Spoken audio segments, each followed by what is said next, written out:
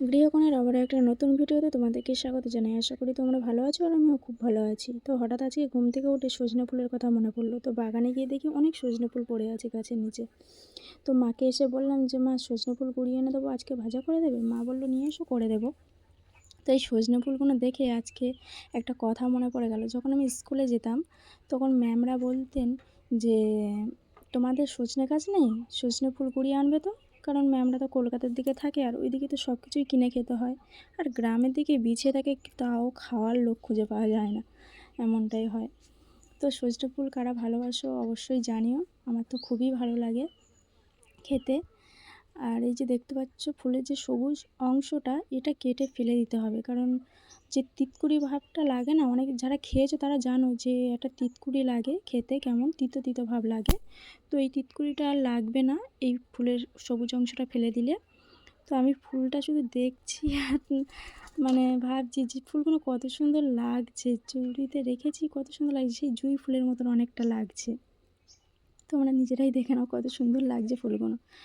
তো তোমরা অবশ্যই জানিও কাদের এই ফুল খেতে ভালো লাগে, সজনে ফুল। আমার তো খুবই ভালো লাগে। তো চলো এগুলোকে বেছে নেওয়া যাক। তো এই যে ফুলের যে সবুজ অংশটা দেখছো, এটা কেটে ফেলে দেবো এক এক করে। ছোট ছোট ফুল কাটতে অনেক সময় লাগবে, তাতে কোনো অসুবিধা নেই, খেতে তো সুন্দর লাগবে, খেতে তো ভালো লাগবে। তোমরা যারা এটা কেটে ফেলতে চাও না তারা রেখে দিতে পারো। আমার কেমন একটা তিতো তিতো ভাব লাগে, তার জন্য এটা কেটে ফেলে দিচ্ছি আস্তে আস্তে এক এক করে। তো এইভাবে সব কিছুই সব কটা বেছে নেব।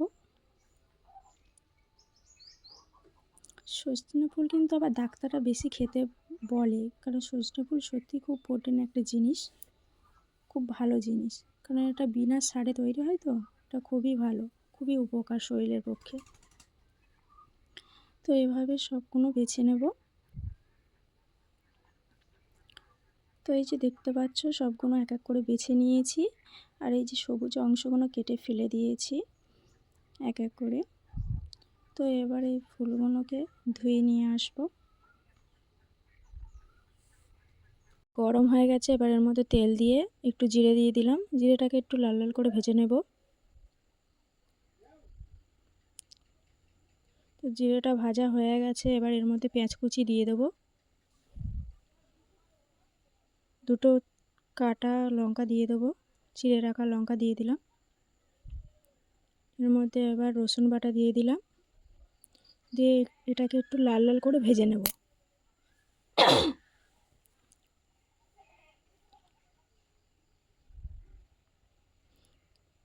তো এটা ভাজা হয়ে গেছে, এবার এর মধ্যে কুচিয়ে রাখা আলু দিয়ে দেব।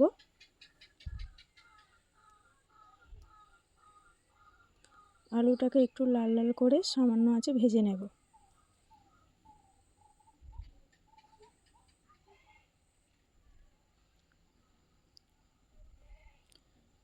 তো আলুটি ভাজা হয়ে গেছে, এবার এর মধ্যে ফুলগুলো দিয়ে দেব। তো ফুলগুলো দিয়ে একটু নাড়াচাড়া করে এর মধ্যে এবার মশলা দেব। তো এবার একটু লবণ দিয়ে দেব, লঙ্কার গুঁড়ো দিয়ে দিব, হলুদ গুঁড়ো দিয়ে দেবো। একটু নাড়াচাড়া করে নিয়ে 2 থেকে 3 মিনিটের জন্য ঢাকা দিয়ে দেবো।